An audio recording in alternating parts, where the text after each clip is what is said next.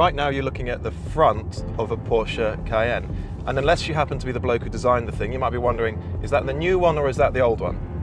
Now have a look at the rear. Yeah, it's the new one, the all-new Porsche Cayenne. You can tell, can't you, by that strip, that really sharp strip that they got running across the rear, that this is the brand new car, the third generation Cayenne. And in fact, it's much more different to the previous car than the front end styling would suggest. It is all new. The structure is now a hybrid mix of alloy and steel, so it's a bit lighter than before. We're not messing about today. This is the Cayenne Turbo, the really fast one. Power is up by 30 horsepower to 550, but the engine is now 4 litres rather than a 4.8. That's downsizing in action. And so the turbos are mounted within the V, they call it a hot V. It makes a huge amount of difference. I'll come back to that a little bit later on. So we've still got an 8-speed automatic gearbox. It's not a twin clutch. It's still got 4-wheel drive system. We've still got super trick Porsche stability management. There's all sorts of new tech on this car. But before I start describing what it does to the driving experience, let's park up and let's have a little poke around this cabin, because there's a lot going on with this new interior.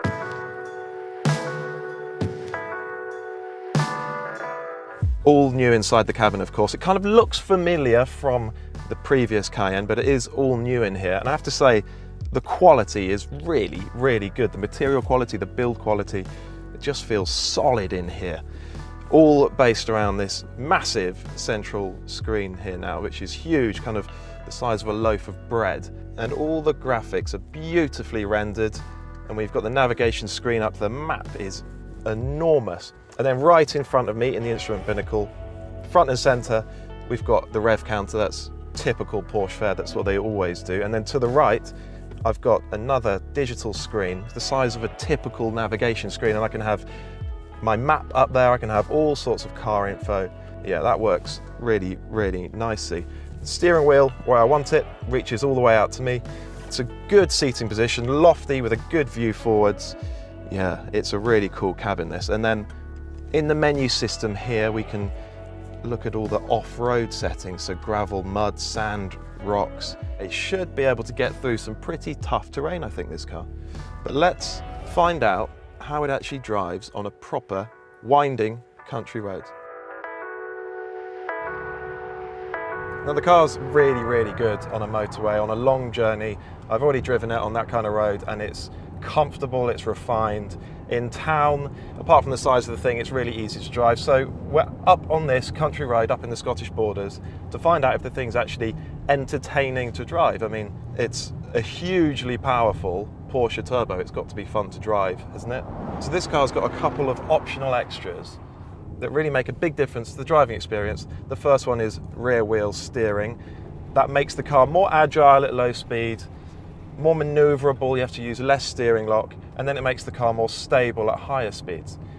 This car also has an active roll stabilization system. Now, the previous Cayenne did as well, Porsche Dynamic Chassis Control, but that was a hydraulic-based system. This is a new electric-based system built around this very powerful 48-volt electrical architecture that this car now uses.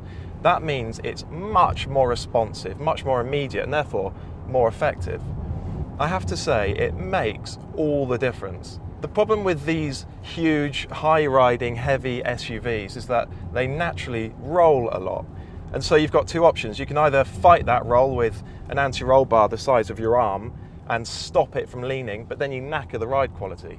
Or you fit one of these very clever electric roll stabilization systems, which is what this car has. The impression you get when you drive along a winding road is that the body is actually staying really, really flat. It's kind of a spooky sensation in a car that sits so high that you expect will be rolling around all over the place.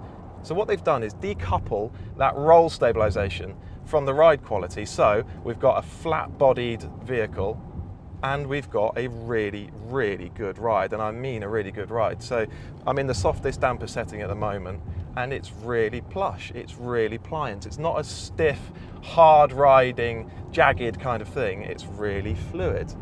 That's really, really impressive. I have to say, that is probably the biggest improvement they've made to this car over the previous one. The car's on 3-chamber air springs, which is where that plush ride comes from. It's also got Porsche Torque Vectoring Plus, and to get the most out of that system, it uses mixed tyres front and rear, wider on the rear axle than the front. On this particular car, those tyres are Pirelli P0s, performance-biased road tyres. This car has lots of proper off-roading hardware. It's got diff locks, an adjustable ride height, and various terrain settings. That means it's got some pretty good off-roading capability, but of course, away from the road, it's completely compromised by the tyres it's on. These super high performance SUVs are kind of fundamentally at odds with themselves, because if you want them to be sharp and agile on the road, you need high performance tyres. If you want them to be good off-road, you need to put on completely different tyres, and that knackers its performance on the road. So the tyres that this car has got on, they're not going to drag you through mud or even across wet fields. What they do is make this car freakishly agile and fast along a road. It's 2.2 tons, so it's still a big, hefty, chunky thing. Massive ride height, of course. And the only reason they've been able to make this thing as agile and actually as entertaining to drive is because they've got all these systems, the roll stabilization, the rear wheel steering, the torque vectoring. This car's just loaded with hardware. And all that hardware is trying to do is overcome the size and the weight of the thing. Of course, even with all that hardware doing its thing, the Cayenne Turbo never feels as agile or as locked down or as nimble as a proper sports car. But what you do have is precision. You've got massive body control, good grip, even in these wet conditions. The roads are quite slippery, but we've still got good grip. And that is where its massive point-to-point pace on a road comes from. You could frighten some properly quick hot hatches in this car, I think. What we don't have is any sort of steering feel. I mean, that's probably expecting too much of a car like this, isn't it? So on a day like this, where the roads are a bit greasy, you are just guessing how much grip there is. There's no intuitive sense of how much grip you have, which is, I suppose that's completely fair enough. But what you can do is place the car exactly where you want it. There's no play in the steering, and it's super direct and precise, so you can put the car exactly where you want it, which really helps you get along the road really quickly. Talking of going really quickly, this new engine, 4-litre twin-turbo V8, 550 horsepower, 568 pound-foot of torque. We've got second gear, and you're about to watch the cameraman fly towards the back of the car.